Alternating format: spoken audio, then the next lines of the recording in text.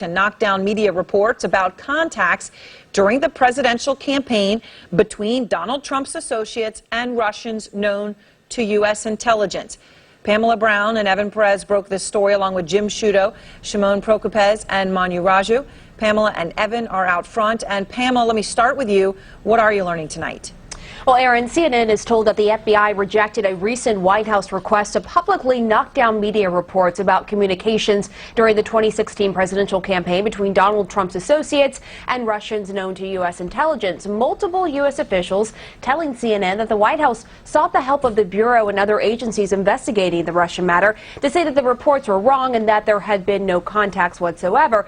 You'll recall that CNN and the New York Times first reported that just over a week ago, the reports about these contacts that were made during the campaign. And Aaron, so far, the White House has not commented. Yeah, and this was a very significant report. I mean, Evan, this is not a typical request. I mean, it's pretty stunning when you hear it on the face of it. How did it start? Well, Aaron, a U.S. law enforcement official tells us that this began with the FBI Deputy Director Andrew McCabe and White House Chief of Staff Reince Priebus on the sidelines of a separate White House meeting on the day after those stories were published. A White House official says that McCabe told Priebus that the New York Times story vastly overstated what the FBI knows about the contacts.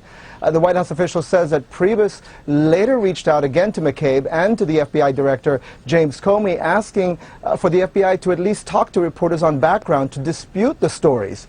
But a law enforcement official says that McCabe didn't discuss aspects of the case, but we don't know exactly what McCabe told Priebus. And I should add that the FBI has declined to comment on the story. So, Pamela, the White House Chief of Staff, Reince Priebus, I've been talking about him, he denies the story.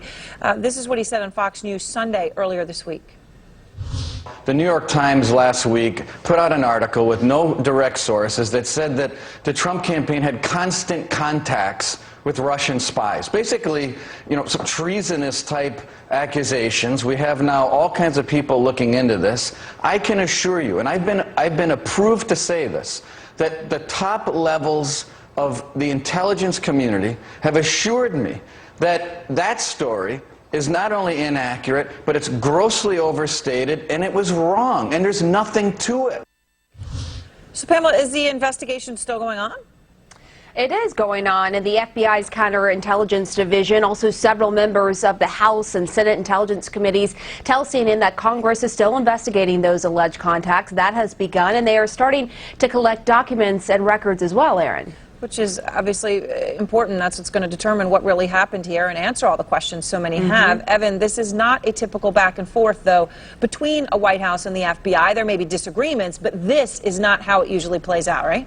That's right, Aaron. The communication between the White House and the FBI is unusual because of a decade-old restriction on such contacts. Now, the request from the White House is technically a violation of these procedures that were meant to limit communications with the FBI on pending investigations. Now, the Trump administration's efforts to press Comey to run contrary to Justice Department procedure memos that were issued in 2007 and 2009 that limit direct communications on pending investigations between the White House and the FBI. Now, the FBI Director Comey rejected the request that came from the White House, according to the sources we talked to, because the alleged communications are still the subject of an ongoing investigation, Aaron. All right. Thank you both very much.